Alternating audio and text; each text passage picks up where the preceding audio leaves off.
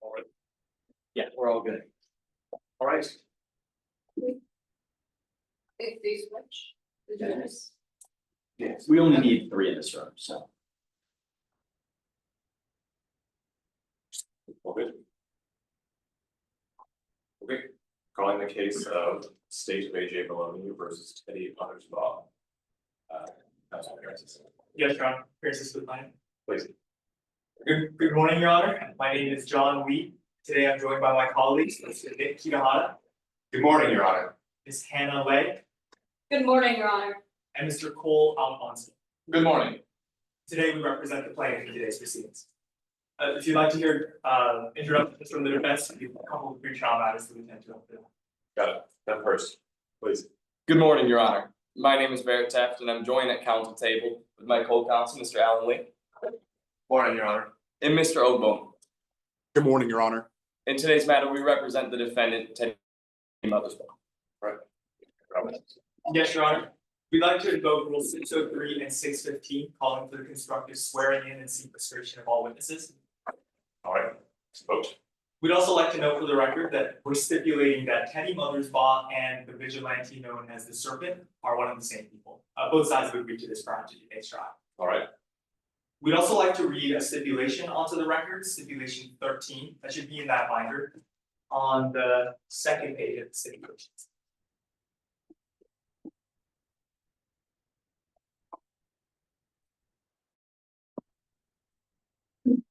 stipulations here. Is it marked? Here we go. Okay, That stipulation just notes the number of exhibits that are pre-admitted in today's trial. Exhibits 3, 6, and 7 are pre-admitted and may be referred to at any time during the proceedings. okay, We'd also like to ask for your honor's preferences, moving about the well approaching witnesses, if you'd like us to ask permission. no, that's fine, just go ahead and do it. Yes, your honor. And with that, we're ready to proceed. Okay, Hence, Yes, Your Honor. First, if we could turn the court's attention to stipulation 8 in that binder. This just notes that 2 witnesses testifying in today's trial, Gene Maloney and Ali Uchida. Both parties have agreed that all objections arising under relevance or Rule 403 are automatically waived. understood. Next, if I could turn your attention to a pretrial order in today's case. Or I could summarize it for you if it's. Sure, I don't see that it's marked here, go ahead. In today's case, we'll also be hearing testimony from 2 expert witnesses, Dr. Meyer and Mr. Gwilt. Both parties have further agreed and has been ordered by a former judge in this matter that all objections arising under Rule 702 for issues contained in the report are waived. Understood. That's all for the defense trial. All right. Anything else before we get to openings? No, your honor. Okay, whenever you're ready.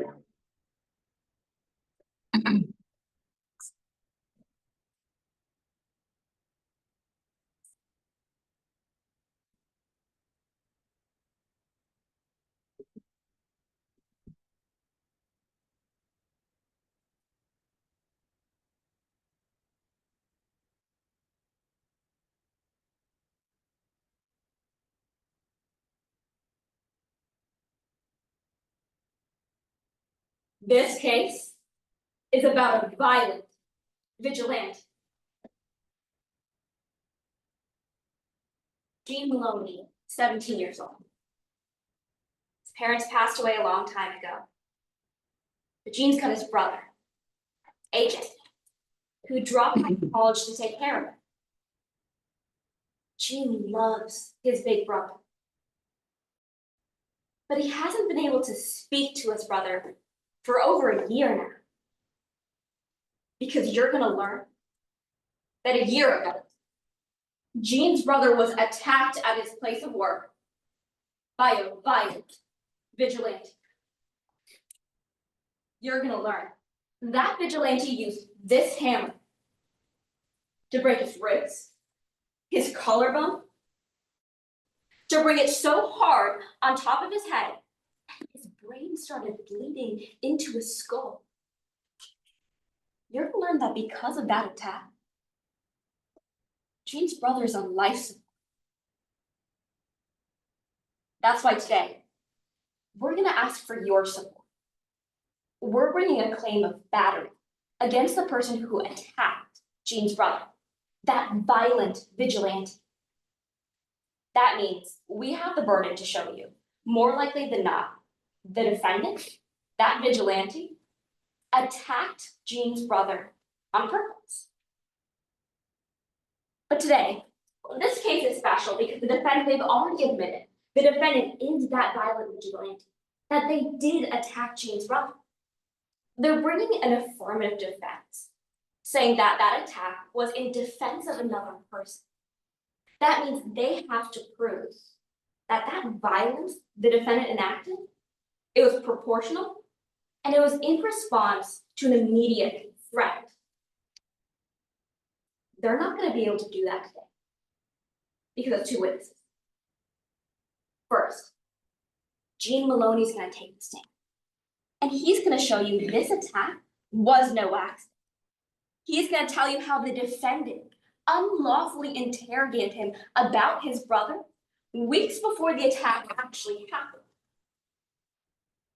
We're going to ask you to consider how strange that is. That the defendant would seek out his brother, know where he works, before the attack even occurred.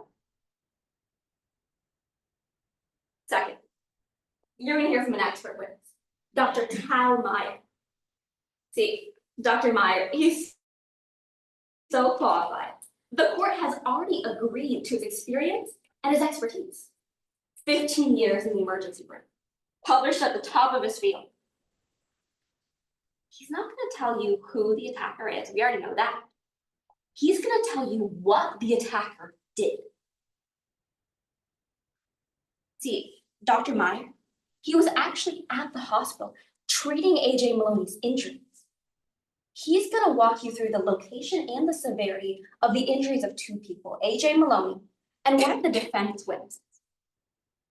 He's going to show you that violence wasn't just disproportionate, it was brutal. We expect the defense, they'll call their own expert witness to the stand. But we also expect that you won't be impressed with their qualification. Because you're going to learn that their expert witness mishandled and possibly destroyed key pieces of forensic evidence in this case. What this case really comes down to is what the defendant did to those two Maloney brothers. Because his stalking of Gene Maloney, that shows that this violence was planned. And his violence against AJ, that shows this attack was brutal. Because the defendant is a violent vigilante. That's why we'll ask you to find them liable for battery. Thank you. Openings from the defense, Your Honor, please.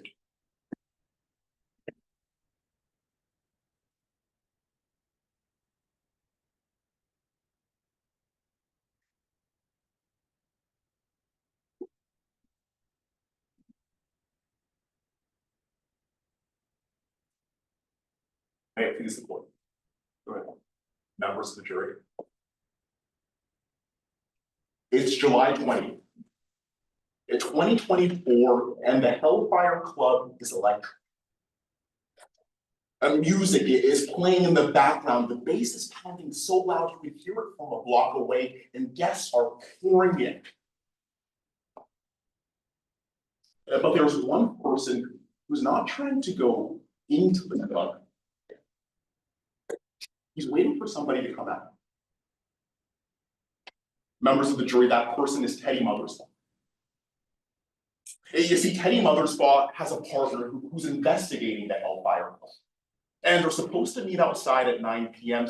So when Teddy looks down at his watch, sees that 9 o'clock has passed, 9:05 has passed, 9:10 has passed, 9:15 has passed, he starts to get a little bit worried, and that's when he sees it. He sees his partner running outside of the club with a large figure looming behind her. He sees that figure grab his partner, yank her arm back all the way, push her against the wall, throw her on the ground, all the while yelling, "I'll I'll make sure you never investigate again. And members of the jury, you'll learn that's when Teddy acted. He went into that alley and he protected his partner. You see, members of the jury, the plaintiff was right. Teddy Mothersbaugh is the serpent, but today what you'll learn is, unlike the plaintiff said, Teddy Mothersbaugh isn't a violent vigilante. No, he's a protector. But still, the plaintiff wants to bring an action against the defendant. An action for battery, and I want to be clear, when they entered through those courtroom doors, they came with a burden. A burden to prove that it's more likely than not three different things. That there was some type of act by the defendant, that there was intent to cause harm, and that harm actually occurred. And members of the jury, even if you believe that's true, we brought our own defense. An affirmative defense called defense of others. And what that means is that we have our own burden to that. A burden to prove three different things. Number one, that there was danger to a third party. And number two, that there was a reasonable belief of harm to that third party. And number three, that there was proportional force used to defend that third party. Today, we're going to prove that burden by walking through our own witnesses. The first is going to be Ali Uchida, the journalist who was actually in the club that night. You see, Ali Uchida is going to tell you how she was investigating the Hellfire Club weeks before the night of July 20th, and there was a bouncer who threatened her. You're going to learn that bouncer's name was A.J. Maloney. And that A.J. Maloney was the exact same person who was trying to assault Ali Uchida the night of July 20th before the serpent stepped in to save her. And next you're going to hear from a forensic analyst, Leighton Gwilt. And Mr. Gwilt's going to walk you through the scene of the crime. And he's going to walk you through all of the evidence, through the blood spatter. And what you're going to find is that Teddy didn't act offensively. No, he was acting in defense of somebody else. And now, members of the jury, today you're going to hear a lot of facts, a lot of evidence, and I want you to ask yourself something while you're going through all of it. Why did Teddy act the way he did? We expect you'll find that it's because he wasn't trying to be a violent vigilante. No, it's because he was trying to save his partner. I'm going to ask that you find him not liable. Thank you.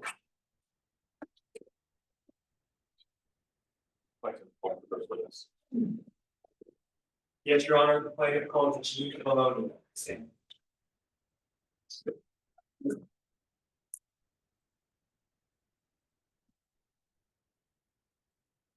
Good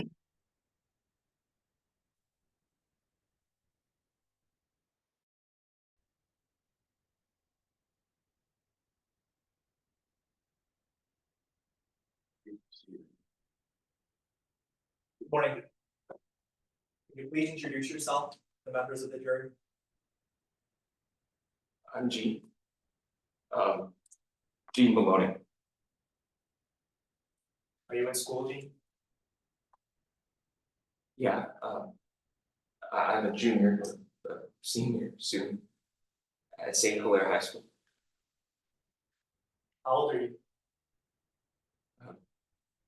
17. My birthday is on May 16th. Gene, do you know why you're in court today? Right here. My big brother, Agent. He's in the hospital right now. He was working last year at this club, and he got really hurt. I was asked to come tell you what happened. What was your relationship with your brother like? I mean, at home it's just him and me. When I was pretty little, my mom and dad, they died. Car accident. I was about to go into the foster system. But AJ dropped out of school just to take care of him. What was it like to have your brother take care of you? I mean, money was tight, but he was the best. I mean, AJ was like my brother, my dad, and my best friend all in one. I mean, how do you repay somebody for giving everything to you? When I was 10, I tried. I remember saving up to buy him a birthday present. It was this keychain with a photo of him and me on it. It wasn't even a good photo, but he wore it every day. Every day. Gene, you said your brother got hurt at work. Can you tell us where he worked?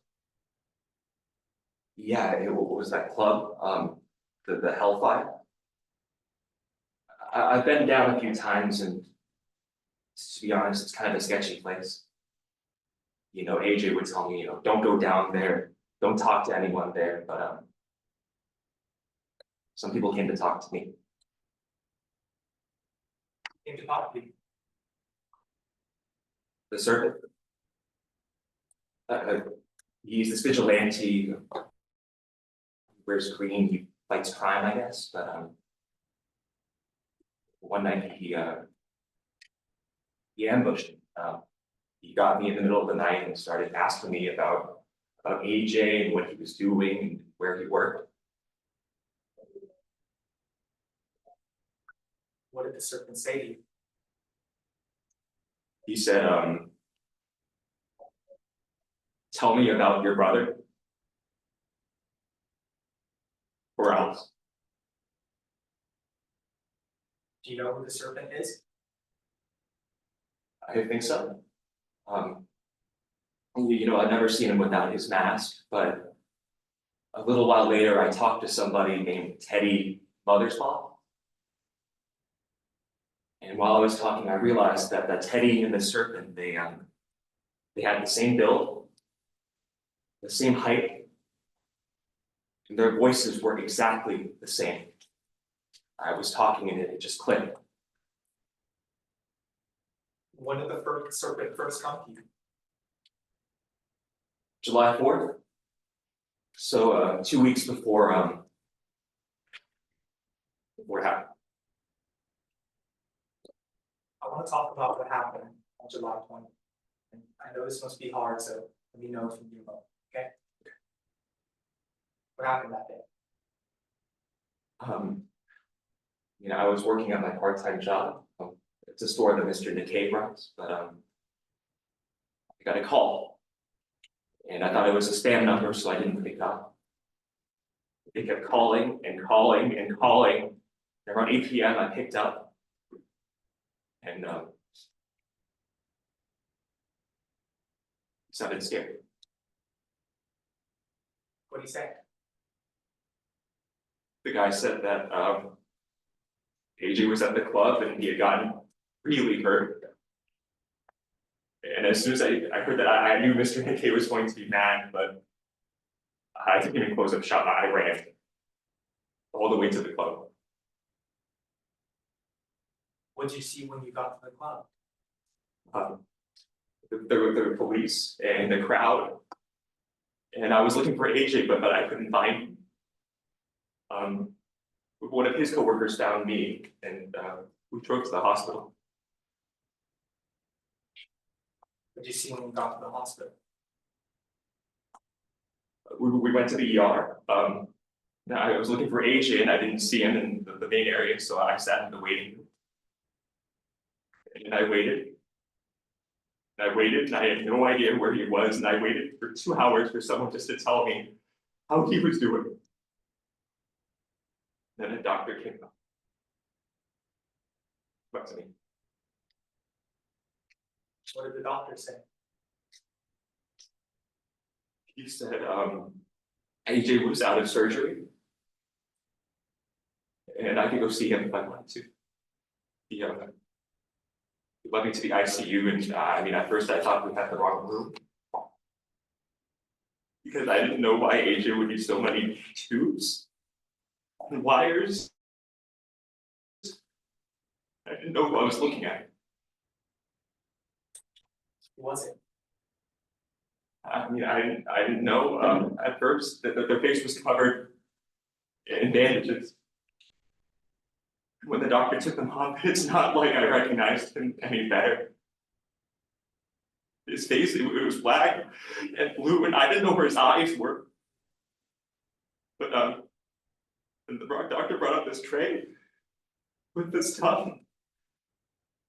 And I saw the keychain. And I saw my face, and I saw AJ's. And I knew who it was.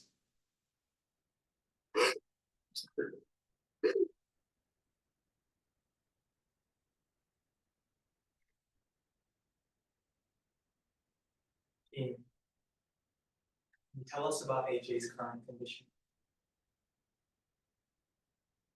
He's in a coma. He's been in a coma for a year. A year today.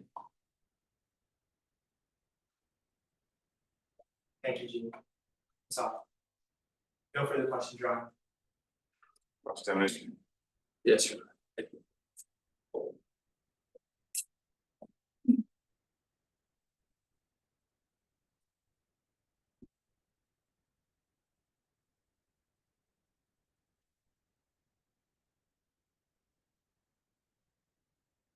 May I proceed, please?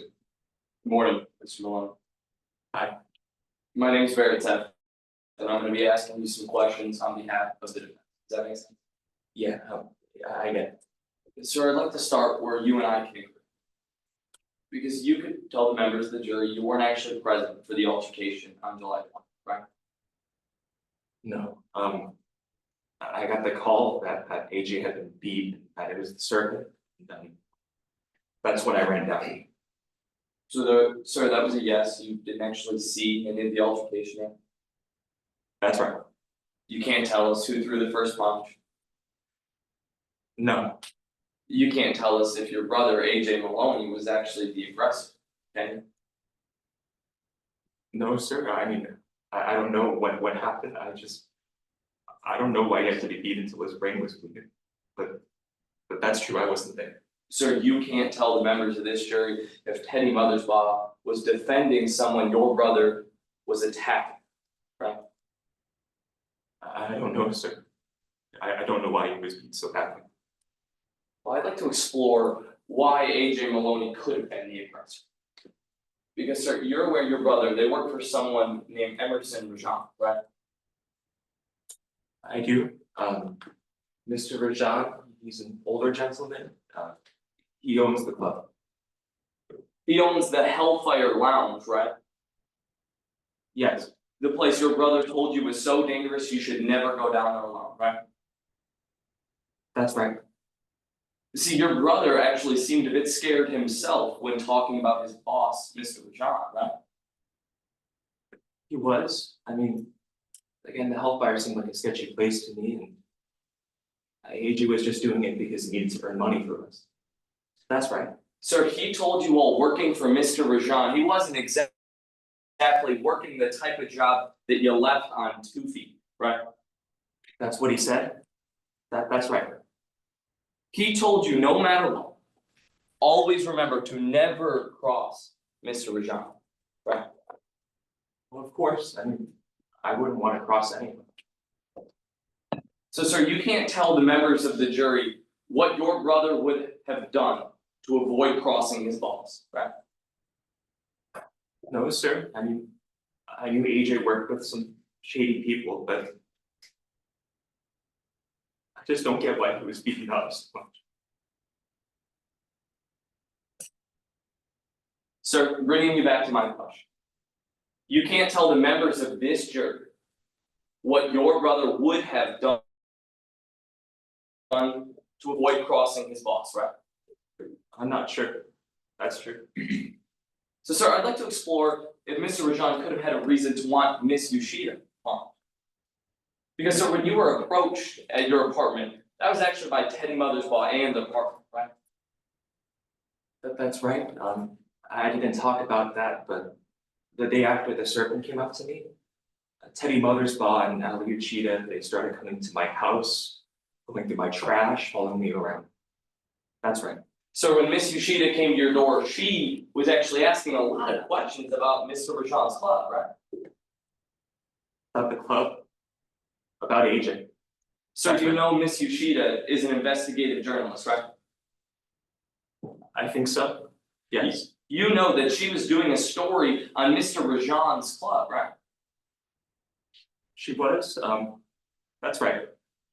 And sir, you obviously can't tell the members of the jury how someone like Mr. Rajan would respond to an investigative journalist digging around their business, right? No, sir. Miss Uchida, I mean, she wanted to know and I didn't know what to tell her. Yeah, Sir, I just want to be crystal clear for the members of the jury. You're here today because you want revenge, right? I want accountability for what Mr. Mothersbaugh did to my brother. Sir, is it your sworn testimony you don't want revenge against Teddy Mothersbaugh? Sir, I do. I don't know why. He put my brother in a coma. So the truth is, it doesn't matter to you if Mr. Mothersbaugh was defending their partner because of what they did to your brother. You want to ruin their life, right? Yes, sir. Without AJ, I'm back in the foster system. I think there should be some accountability. That's right. So my question was actually a lot simpler. You want to ruin the life of Teddy Mothersbaugh because of what you blame them for doing, right? For what he did to AJ. That's right. Nothing further, Your Honor. You're right. Over your right, Your Honor, this witness be excused. Yes.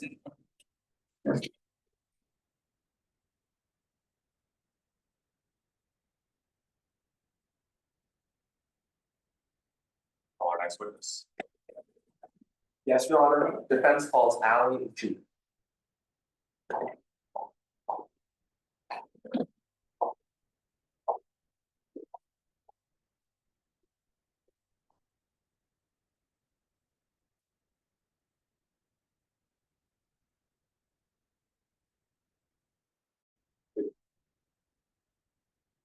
Good morning.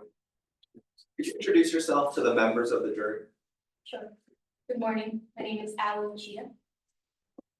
What do you do for a living, ma'am? I'm an investigative journalist. And what kind of stories do you write? You know, mostly stories on crooked plots, on drug enterprises, the things that people don't really want to talk about. Is that how you got involved in today's case? I got too close to one of those stories. I was at Hellfire Lounge last year on July 20th, and I was attacked. Well, let's walk through how you ended up getting attacked outside the Hellfire Lounge. But first, can you tell us what it is? Sure. You know, to most people, the Hellfire is one of those clubs that you go to if you want to forget your. But given its reputation, I felt that there might have been something going on there, so I went to investigate. Were you investigating alone? No, actually, I was with my partner, Eddie. We kind of do everything together. What led you to investigate the Hellfire Lounge? Teddy had gotten a tip.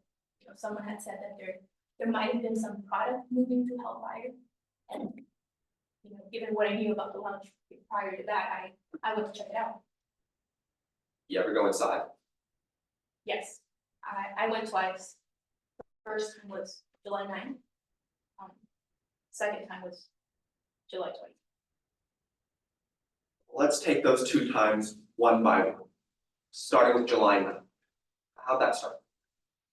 It started off pretty normally. You know, in order to get into Hellfire, you have to go through the bouncer. That's when I first saw Agent Malone. What you do when you got inside? I started looking around. I was walking through the bar, and I noticed that there was a hallway that said staff only. As an investigative journalist, I went to check it out. Find anything?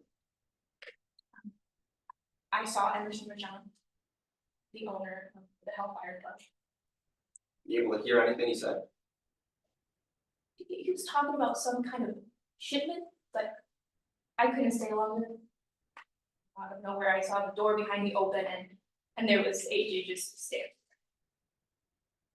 What happened? I mean, I got thrown out.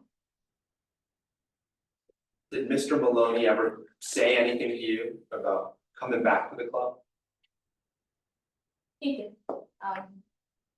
He said that if he ever saw me at Hellfire again, that there was gonna be help with him. So after AJ Maloney threatened you, if you ever came back to that club, well, why did you come back on July 20th? It was my job. I mean, that's what I do. I follow stories that people don't follow normally. I went back.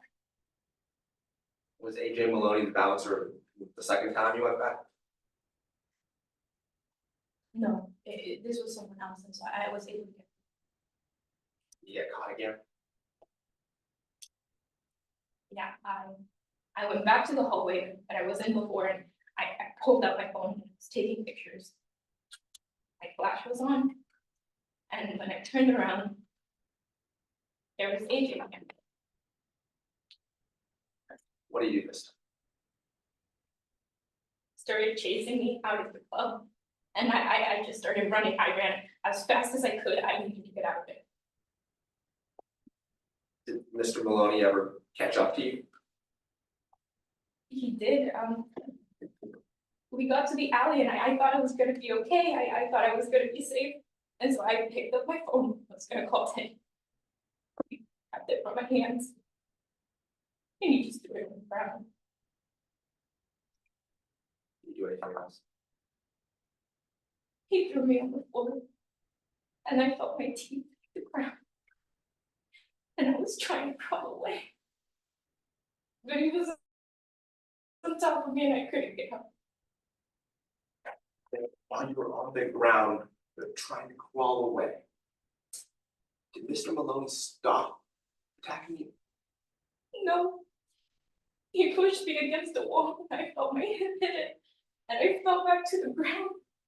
And he just kept hitting me, and I didn't know what to do. I thought I was gonna die in that alley. Did Mr. Maloney ever stop? He did. When the serpent came, he stopped. Who's the serpent? They're this vigilante in Tower City. They're known for doing what the police sometimes do.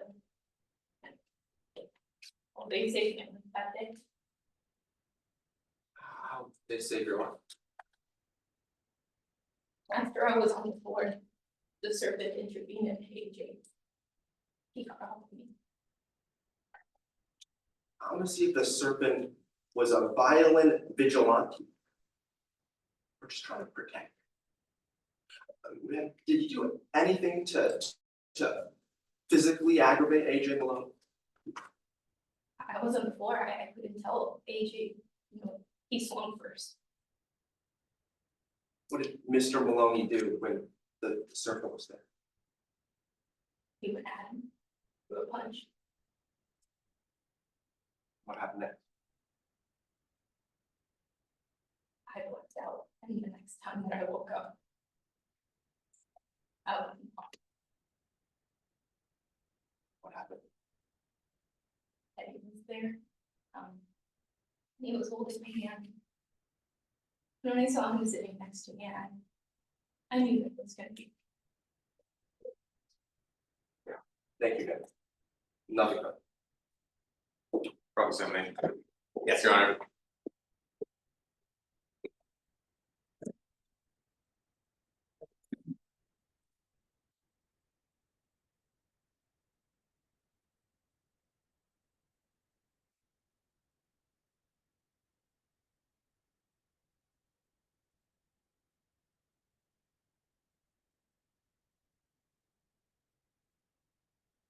Melki. Good morning, Ms. Cheetah. My name is Nick Kitahara, and I'm just gonna have to ask you a few more questions on behalf of the AK Motor. All right now? Sure. I want to start by talking about whether or not we can trust your word. Because you actually have a history of fabricating stories, don't you? I used to work for PNC. It's a tabloid magazine where I worked at before moving to Colorado times. Yeah, they had us write some sensational stories. Man, you would lie in those stories just to get ahead, right? Right, we wrote about celebrities, so that was kind of what was expected of us. You would lie in those stories for your own personal gain, wouldn't you? Right, at the time. Man, you learned while working for that magazine that you can actually get really far in life by making things up. Isn't that right? Like I said, it was a tabloid magazine, so the workers there were really pushed to find more dramatic stories. Yeah, man, you claim you left that life behind you, right? That you don't lie in your stories. True? Yes, I went to a different magazine and now they actually know me to write things that matter. Man, if you say you left that life behind you, I want to talk about whether or not you lied about this case. Because you actually wrote an article about this incident, right, man? You did?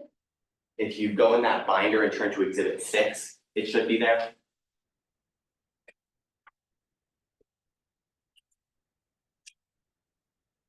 I'm here. That's that article that you wrote about the incident, or a blurb of it now. Yes, it's part of it. Now, I want to focus on one specific line that you wrote in here. It says my arm ripped out of its socket. Isn't that true? Yes, that's what it felt like. When I landed on the floor, my shoulders felt like popped. Man, you wrote this story long after you'd been examined by the doctors, right? I was examined that night. So I want to talk about whether or not your arm was actually ripped out of its socket. Man, if you turn to exhibit 2 in that binder.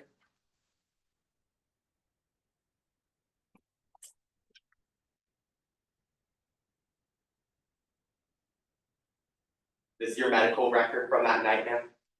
It is. Fair and accurate? Yes, Hasn't been changed or altered since you last saw it? no, Or at this time, the plaintiff offers exhibit 2. Yeah. The objection. None, Your Honor. All right. So man, when you wrote that your arm was ripped out of its socket, I want to talk about whether that's what the doctors found. If you turn to the second page, or I apologize, the first page. That bottom bullet point. Mhm. You see the doctor wrote that there was no dislocation in your shoulder, right? that's what he wrote. Honestly, I was there for days. I was in so much pain. I felt like they weren't really paying attention to me. They weren't listening to me. I don't know why they did that. Well, man, we can agree that when you wrote that your arm was ripped out of its socket in that article, that's not what the doctors found when they examined you. True? That's what it felt like. Well, then, ma'am, I want to talk about something you may have left out for the members of the jury. Because the defendant was actually threatening AJ Maloney long before July 20, right? What are you talking about? Well, about a week prior to the incident, you actually went to the Hellfire Ball, right? Yes, right. We were doing an investigation. I went the first time on July 9th. And like you mentioned, AJ Maloney, well, he threw you out of the ball, right? Yes, that was the first time that I saw AJ. And you told the defendant, well, AJ Maloney, he threw me out of the ball, right? Yeah, I did. Now, when you told the defendant that AJ Maloney threw you out of the bar, he didn't say, oh, I'll protect you next time, right? He didn't say, oh, I'll make sure you don't get hurt, right? No.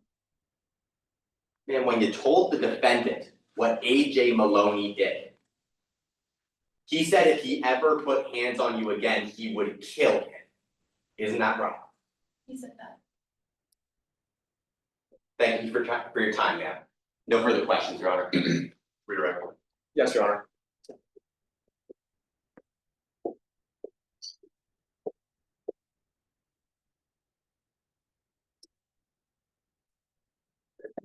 Please. Ma'am, opposing counsel just got up here, he asked you a lot about your stroll. I just wanted to give you space to explain to the member of the jury. How was that? When I fell to the ground, I landed on my side at first. AJ pulled my arm and I fell off and I hurt my arm. And it's the worst pain I've ever felt. I saw white for a moment. It was terrible. Thank you. Nothing. There we cross, Your Honor.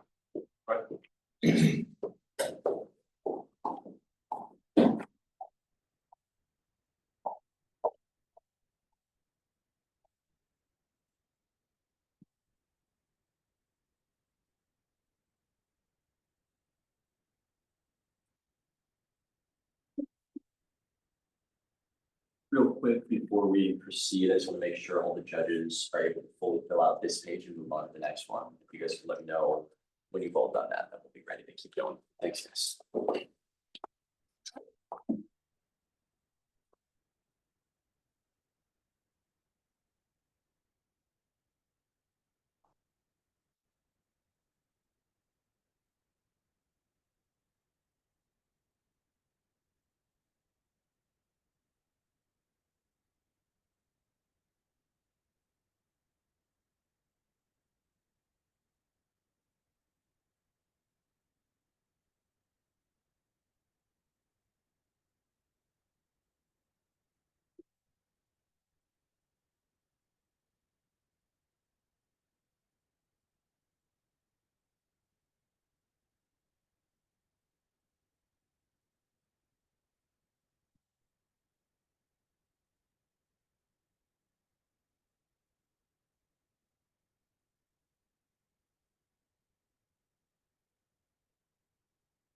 Okay. May we call our next witness, Your Honor? Yes. Plaintiff calls Dr. Tal Meyer.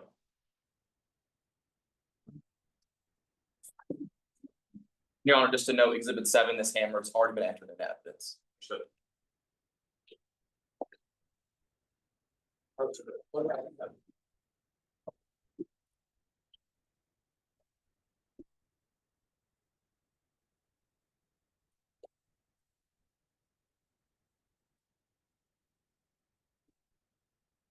Proceed. Good morning. Please introduce yourself. Sure. Good morning. My name is Tor Mai. Very nice to meet you all. What do you do for work? I am a physician in the emergency department of Debna Memorial Hospital. How'd you get into that? My father, when he brought us here from Lebanon, he wanted to help his community. He joined the police department. He said to me and my brothers, "You have to join the department." Well, Zain, he joins the police department. Me, I joined the emergency department. Good enough. Phil, Department of Motor Vehicles. He's the bravest out of all of us. Sir, how are you qualified to be an emergency department physician? I got my bachelor's in science from sunny Buffalo University, did my medical degree at Tufts University, completed residency. I traveled for my thesis. I went to Peru and studied the effects of high altitude on the conformational changes of hemoglobin in the human fight or flight response. What have you been asked to testify about in this case? July of last year, I treated 2 individuals presenting symptoms from the Hellfire Lounge. I was asked to analyze their injuries, work backwards to try and understand what may have happened, who may have been a victim, and who may have been an aggressor. Dr. Meyer, what kind of evidence did you rely on? Analyzed the physical presenting signs as these patients came into my emergency room. I reviewed patient intake forms, as well as some media to analyze physical characteristics of the individuals involved. Let's talk about those intake forms. Could you open that binder up to exhibits 1 and 2? And let me know when you're there.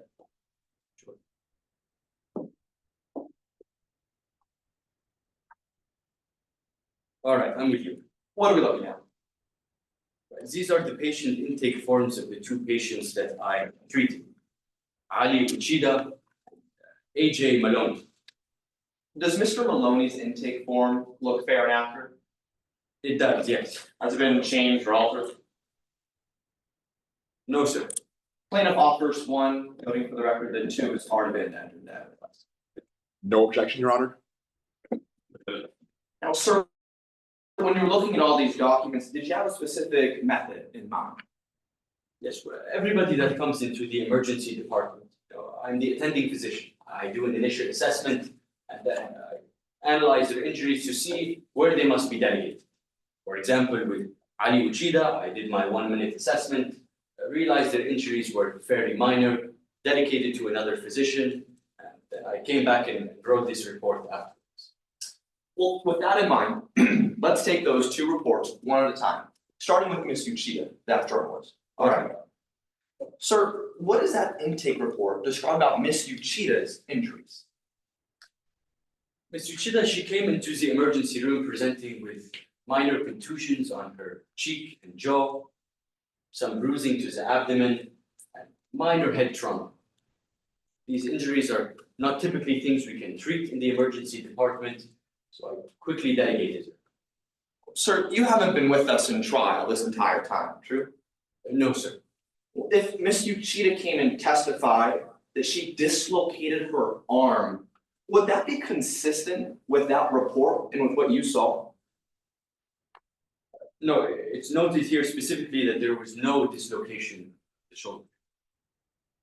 With that in mind, let's flip pages and talk about the intake form of Mr. Maloney, that bouncer. All right. Oh, sir, what can you tell us about Mr. Maloney's injuries? Mr. Maloney's injuries were quite numerous and severe. Actually, it'd be easier if I show you, if I may. Your Honor, may Dr. Meyer step down and make use of a physical representation of these injuries? All right. Thank you. Mr. Alfonso, let's do a checkup. Please just take off your jacket. All right, sure. The vest too. Okay, Thank you. so what are we doing here? All right, I'm gonna have you stand here in a moment. I'm going to place these sticky notes to indicate where on the body Mr. Maloney suffered injuries. Okay, let's do it. Mr. Maloney, he suffered fractures on the right humerus, on the left foot, fractures to the right ribs, and to the left clavicle. Now, he also suffered bruising to the back and to the neck.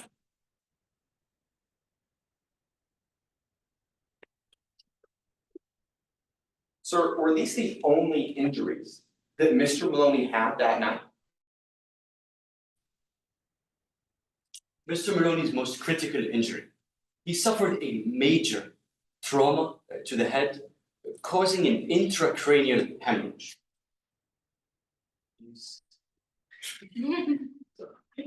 Sir, I recognize all those terms except that last one.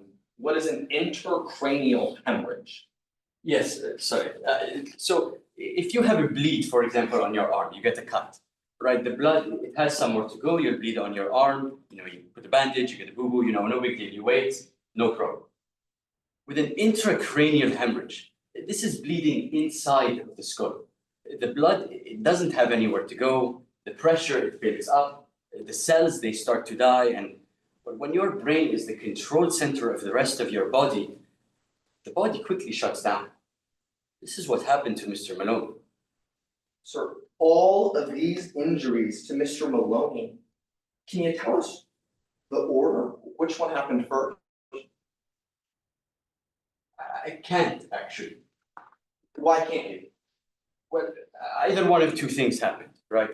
Either Mr. Maloney suffered a blow to the head, then likely fell unconscious, followed by injuries to the torso while he was unconscious, or he suffered the blows to the abdomen, to the extremities, followed ultimately by the intracranial hemorrhage to the head, causing him to go unconscious.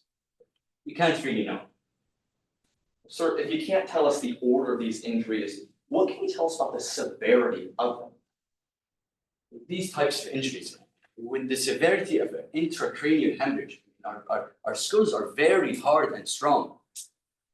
I can confirm that the weapon used must have been heavy enough to cause something like an intracranial hemorrhage. And this fits. Thank you, sir. Can you please take your seat? Sure. I'll take it. So now that you've compared the severity between Miss Uchiha's injuries and Mr. Maloney's, what is your ultimate conclusion in this case? It is my conclusion that Mr. Maloney suffered severe trauma from a violent attack. Now, when you think of a fight or something, you think of a victim and an aggressor, right? An aggressor you would expect to see, I mean, think about it with me, bruising on the knuckles, broken fingers. With a victim, we'd expect to see trauma to the abdomen, to the extremities. This is what we saw in this case. It leads me to believe that Mr. Maloney was not the aggressor here, but rather the victim. But it's important to remember, besides all of this, that this case is not concluded. What do you mean this case that it's not concluded? Mr. Maloney is still undergoing treatment. He's still in a coma. He could wake up at any moment. Until then, we don't really know. Thank you so much for your time, sir. Your Honor, nothing further. Yes, Your Honor.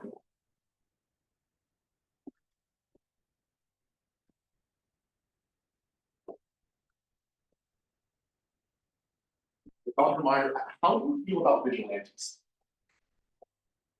Right. Hello, sorry.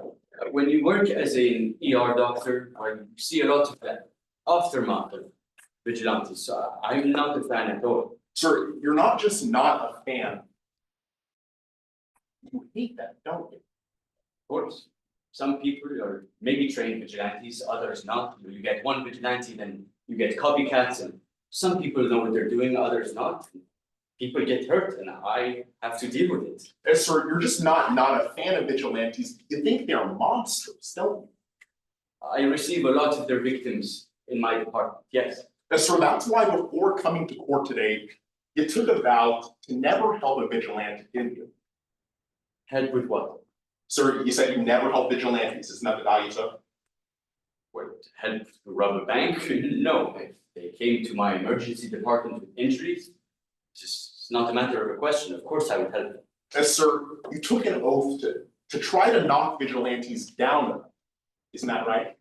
Of course, I think it would help many people.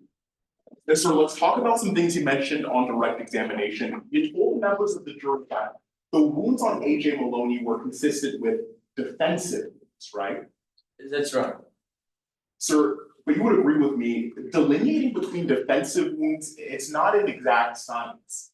Sorry, between defensive and offensive, right, sir? Sure, I mean, I wasn't there to see what happened in the altercation. All I can say is that the injuries were consistent with the victim's injury.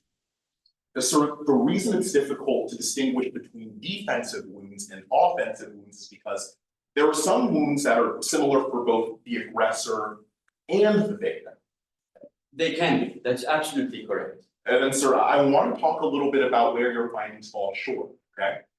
Sure. And so we can agree that the categories of victim and aggressor, they're not static, are they? What do you mean? Yes, sir, we can agree that if AJ was in the process of attacking someone else, when he was attacked, that might explain the location of some of his injuries, right? It could, but ultimately we have to fall back on what we know. And what we know is that Mr. Maloney, well, he had no aggressive injuries. No bruising on the fist or broken fingers, fractured wrist, anything like this. Sir, we'll get to what you know in a minute, but I want a yes or no for the members of the jury. It's true that if AJ was attacking somebody else when he was attacked, his injuries might look like defensive wounds, right? They might in this hypothetical, I couldn't tell you for certain without having been. Sir, you couldn't tell us for certain without having been there? That's correct. I can tell you what the sign tells me based on his injuries. Beyond this, I cannot. So Dr. Meyer, you never went to the scene of the crime, did you? Sir, I work in the emergency department. Sir, you didn't ask these lawyers over there for cameras for this from the scene of the crime, did you? This is not part of my job, no. Oh, well, sir, I want to move on and talk about somebody else you mentioned on direct examination. Ali Uchida, okay? All right, Sir, you told the members of the jury that you treated Ali on the night of the attack, right? right. Initial assessment for about a minute, and then she was further treated by my department. I told the members of the jury that those injuries, they weren't severe. That's correct. Sir, I want to talk about why you might have come to that conclusion. And because what you didn't tell the members of the jury is that when Ali got to that hospital, you actually recognized her, didn't you? Yes, she's a very well-known reporter around here. Sir, that's right. You noticed her as being a journalist from around Morocco, true? That's right. But not just any journalist. You specifically recognized her as being a pro-vigilante journalist, true? Sure, yes, I knew her articles, I had seen a few before. And so we can agree that when Ali got to the hospital and you realized that she was a pro-vigilante journalist, well, it soured your opinion of her. Of her as a person, sure, but in my department, it doesn't matter what your opinions are, I'm going to treat your injuries like anybody else. And so, sir, that's when you looked at that report. After I saw it. Yes, sir, you looked at the report, Correct. looked at her for 60 seconds, Right, this is the initial assessment. I got up and you left. No, sir, there are many other doctors in my department I'm the attending, I cannot attend to everybody, so I delegated her. Sir, but that's yes to my question. After you looked at her for just 60 seconds and after you looked at that report, you left. Right, this is procedure. Well, sir, I want to talk about the extent of your report. Because we can agree that you spent 60 hours treating Mr. Malone, right? Yes, Mr. Maloney ultimately fell into a coma. It's required ongoing care. Even today, we've remained vigilant with his care. Only spent 60 seconds on Ali Uchida. Right, I spent 60 seconds on Mr. Maloney as well, and then continued care when we realized the severity of the injuries. Sir, you spent 50 hours coming up with a report for today's trial, right? That's correct. There were many, many injuries. Sir, but you never saw the scene of the crime. No, sir. Sir, never saw any security footage like we just mentioned. No, I'm not an investigator. And sir, you weren't at the Hellfire Club on July 20th, were you? No, sir, I was not. So, sir, you can't rule out the possibility that AJ Maloney's wounds were caused because the serpent was defending somebody, right? I cannot rule out any possibilities. Again, I fall back on what I know and what I can analyze of injuries, but I cannot comment on this, no. Sir, that's a yes to my question. You can't rule out the possibility that the serpent was defending somebody, and that's how AJ Maloney got their injuries, right? Sure, I never really rule anything out in science. Thank you, sir. Thank No you. further questions, Your Honor. No redirect, Your Honor. May Dr. Meyer step down? Yes. Thank you. Or just let us. So if I was available. Yeah. Take a 5-minute recess, Your Honor. Sounds like it, yes.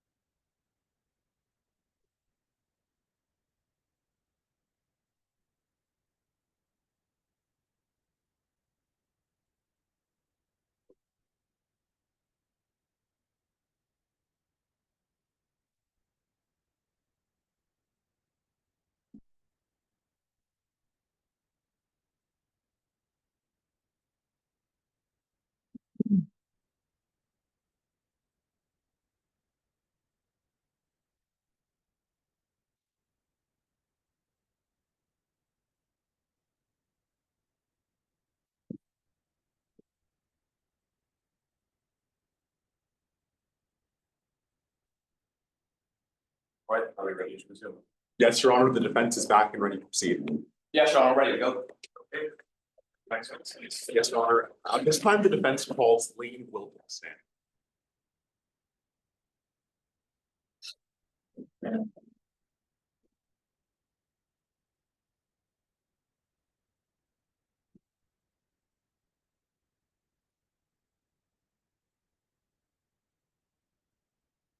we proceed, Your Honor? Yes. Morning, sir. If you mind introducing yourself to the members of the jury. Good morning, my name's Leighton Wolf. What do you do for a living, Mr. Quill? I'm a forensic scientist. How do you get into forensics?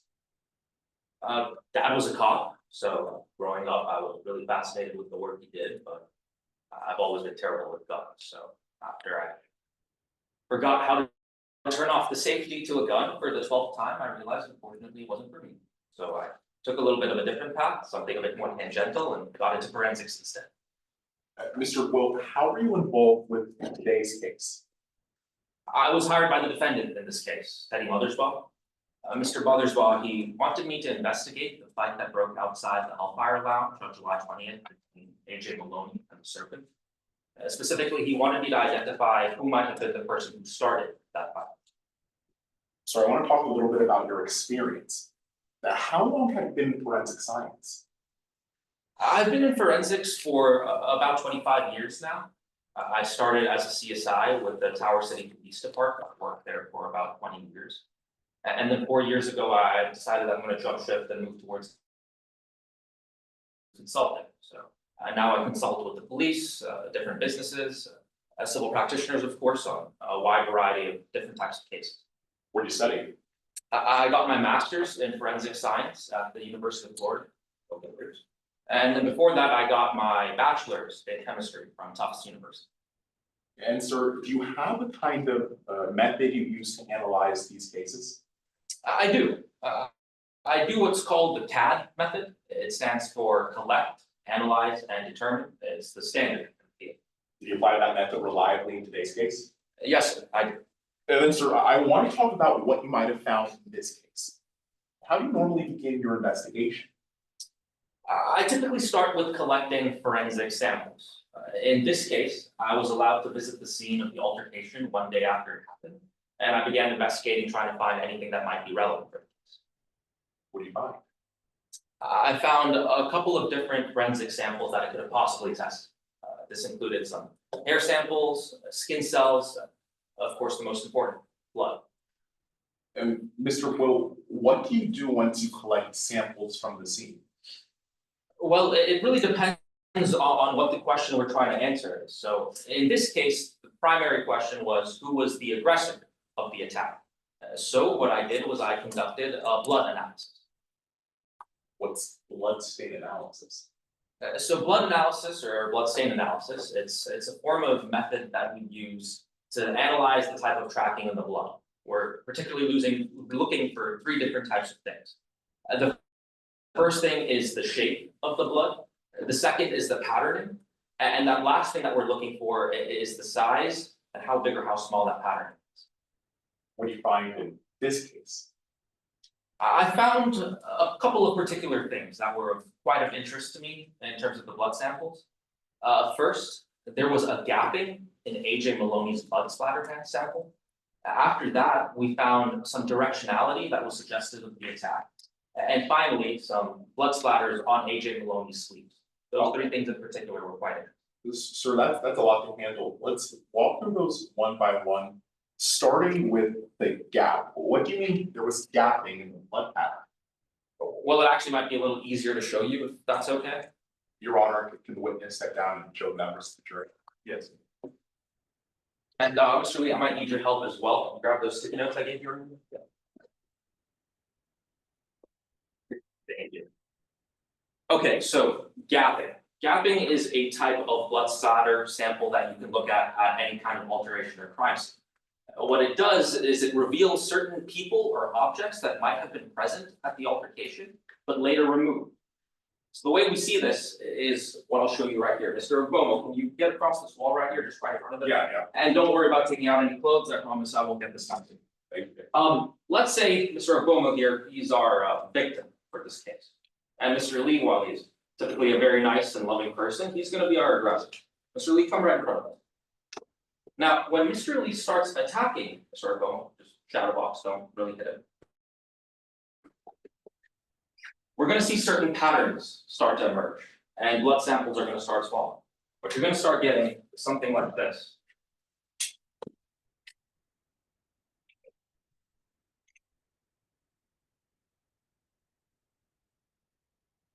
Oh man, Mr. Varma.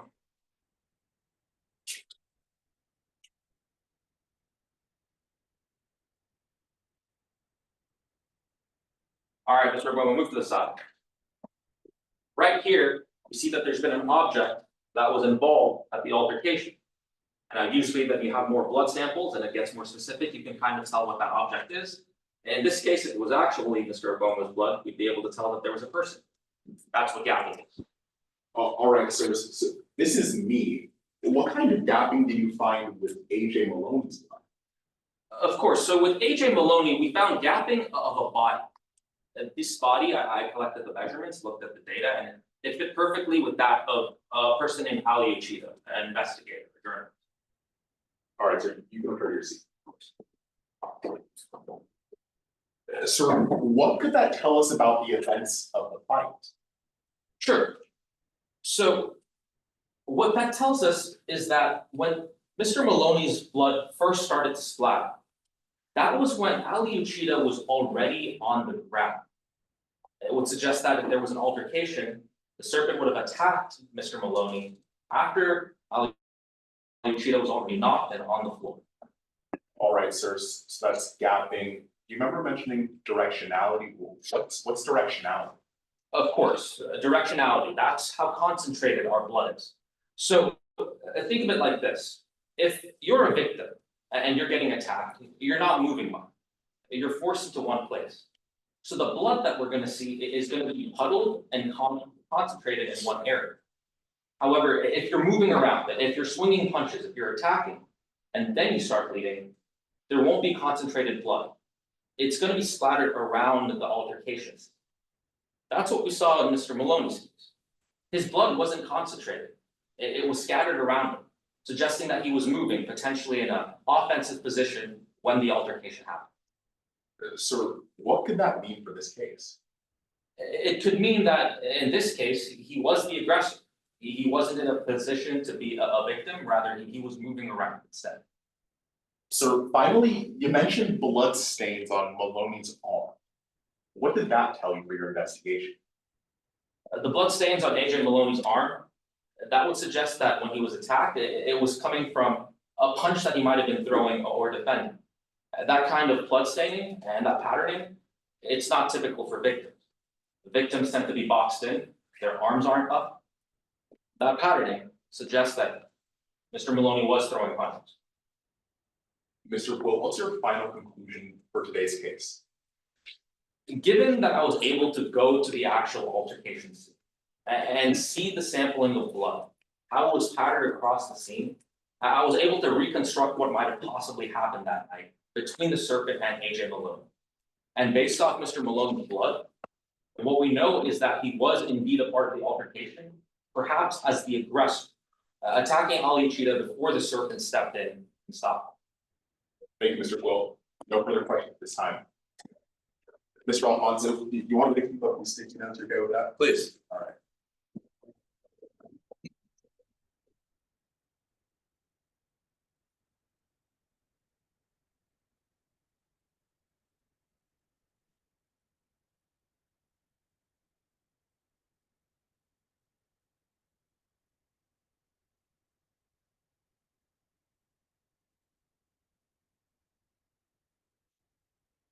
Ross, Please.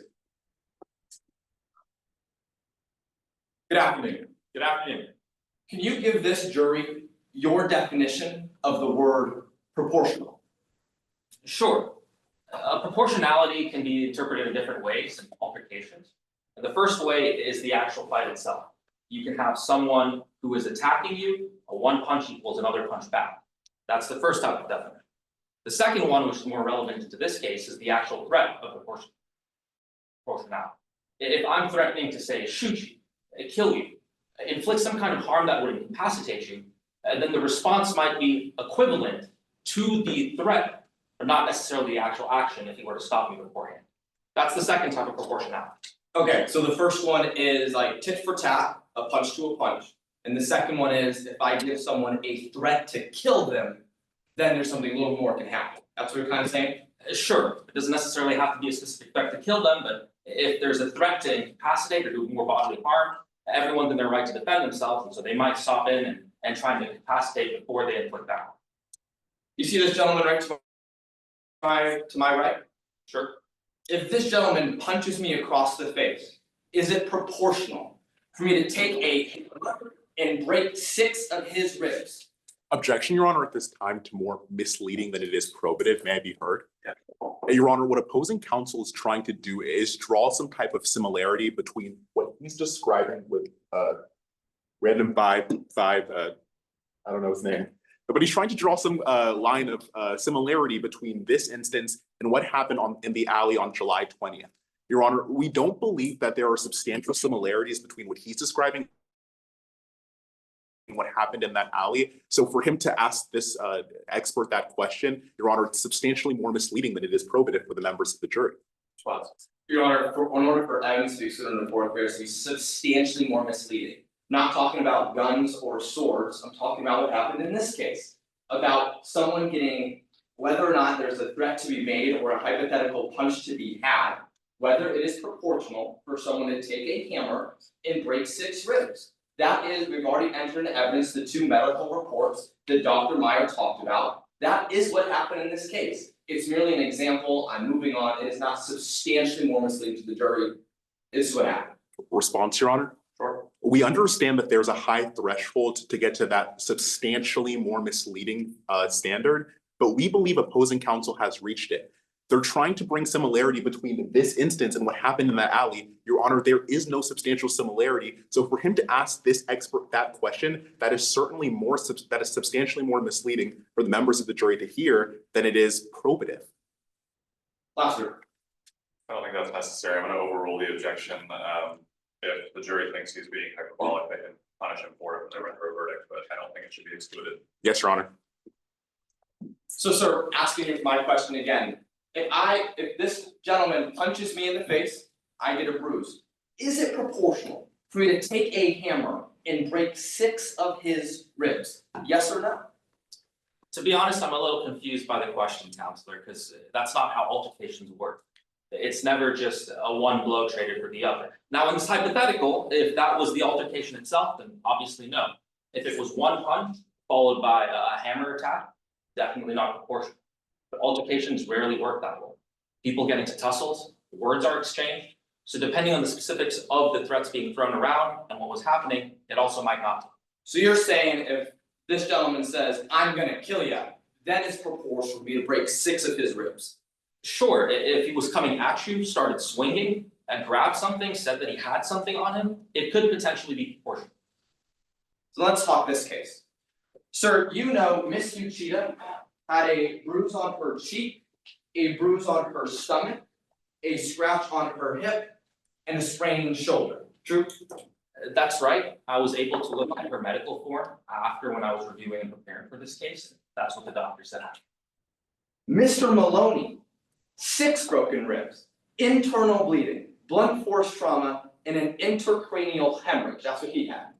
That's what the medical form for him said, yes. I'll ask my question again. Is that proportional? Again, it would depend on the specifics of the fight.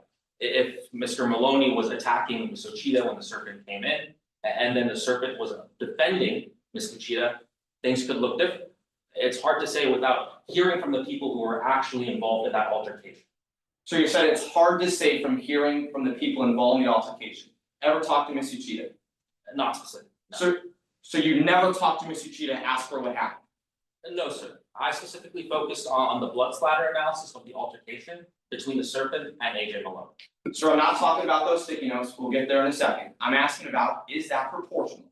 Mr. Maloney's injuries, 6 broken bones, internal bleeding, blunt force trauma, intracranial hemorrhage, to Ms. Uchida's bruises.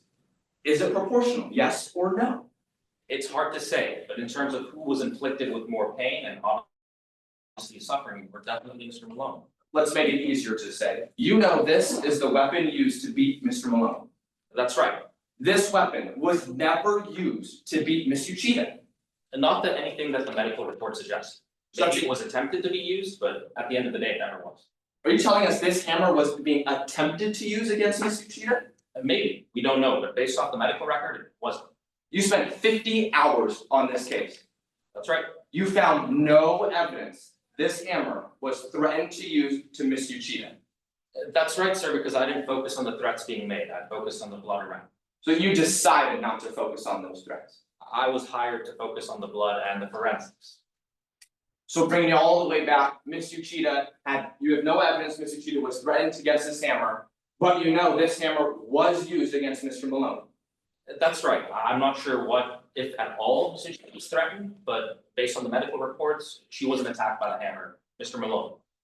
Was that a yes? Yes. let's switch gears. Sir, I'm sure a person of your expertise, you and I can agree, forensics collected at crime scenes, those are important. Of course, Trials like this, we depend on forensics.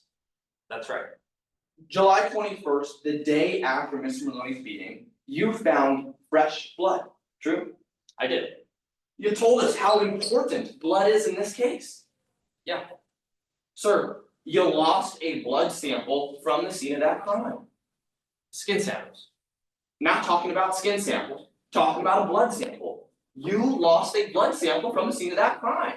Yeah, the blood associated with the skin samples, yes. Sir, I'm not talking about skin cells. We'll get to that in a minute. Talking about blood, yes or no? You misplaced a blood sample from the scene of that crime. That's right, the ones that I collected with the skin samples, which I also. Sir, is it your testimony today the blood cells lost at that crime are identical or even related to the skin cells of Mr. Malone? No, that's not what I said. So, sir, blood sample, skin cells, two different things. That's right, that we both collected from the same crimes. Sir, so I'll ask my question again. A sample of blood, not skin cells, you found scene of that crime, you lost. Yes, sure. Another forensic evidence, skin cells, you'd say you misplaced. That's right. Where are they? Unfortunately, I don't know, and that was definitely my fault. During the investigation, I lost those skin samples, and luckily, it necessarily didn't relate to the aggressor part of the case, but it could have definitely helped us in identifying who the servant was. So you're telling us, as an expert in forensics, you just lost skin samples? Unfortunately, yes, misplaced. Objection, Your Honor, at this time to more prejudicial than probative, or rather more misleading than probative, if I may be heard. Your Honor, I believe that what opposing counsel is trying to do by going into this line of questioning is show that this witness isn't qualified for his conclusions in this case because of what happened in a prior, because he may have lost a few samples. Your Honor, I believe that unless opposing counsel can make this more narrowly tailored into how that actually affected his conclusions in this case, it's improper for him to go into this line of questioning. Response. Yes. Your Honor, this is defense's expert on cross, and we're talking about whether or not he would say he misplaced key evidence in this case. It is absolutely substantial, and this jury needs to hear that to weigh this witness's credibility in this trial. Brief response, Your Honor. Yes. I believe that unless opposing counsel can talk about how losing those samples actually affected his investigation in this particular case, unless he makes it more narrowly tailored, Your Honor, I don't believe that opposing counsel's line of questioning is particularly probative. The weight that it is misleading is certainly substantially more than it is probative. Final word. Right. Your Honor, it's misleading to this jury for this witness to spend 8 minutes on direct examination and not mention not a single time that he's misplaced blood and skin cell samples from the scene of that crime. This case is about the proportionality of those injuries, and for this witness to lose not one but two different forensic samples is absolutely not substantially more misleading than it is probative for this jury. Last word, Your Honor, if I may. All right. Your Honor, once again, I don't believe that opposing counsel is going to dive into how this actually affected his investigation and conclusions in this particular case. Unless opposing counsel can do this, I don't believe that this line of questioning is probative, Your Honor. I think that the weight the jury gives to this information is for them to decide. I agree with you that this attorney is trying to make a link between this witness misplacing evidence and the fact that his subsequent conclusion might have been shoddy. I agree with you, what he's trying to do, and how he just argue that is his prerogative. But how much weight the jury gives that is for them to decide. So I'm going to overrule your objection. Yes, Your Honor. Sir, I'm sure losing forensic evidence, not one but twice, you would take full responsibility, say that is a deeply professional mistake, one you won't make again. True? I won't make it again, yeah. That's not what you said in your report, is it? What do you mean? Sir, what did you describe this situation as in your report? I took credibility and responsibility, said that it was definitely my fault. No, you did not.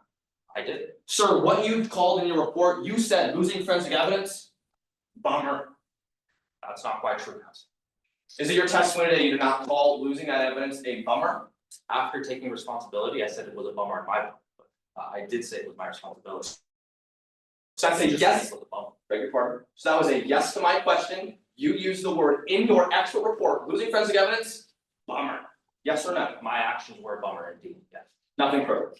For your record. Yes, Your Honor. Can I ask how much time I have left?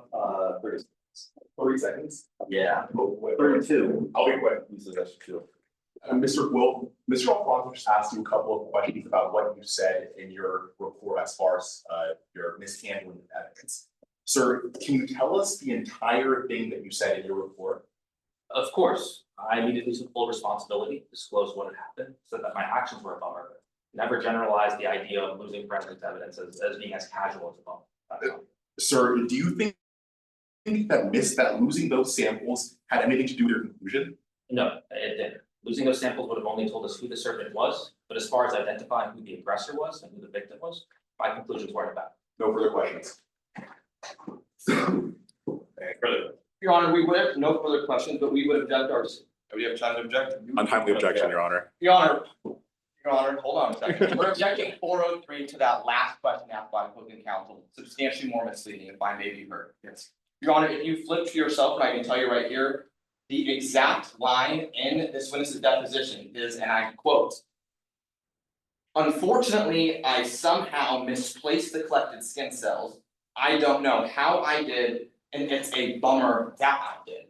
It is substantially more misleading for this witness to just answer in that last question that he didn't use the word bummer when relating to his findings, then it said that it is a deeply unprofessional and misleading apology. To say those are two separate things is substantially more misleading to this jury than literally the words I just read from this report.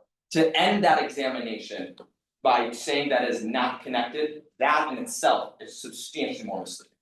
is this report admitted into evidence? No, Your Honor. Response, Your Honor? Yes. What opposing counsel is doing respectfully is nitpicking parts of that report. If I could read, Your Honor, another line, this is gonna be line 98. What opposing counsel just said is that he took responsibility in his report. That's what he said. And in his report, he said, "That said, I have to admit that a mistake was done during our data collection. This one was entirely on me."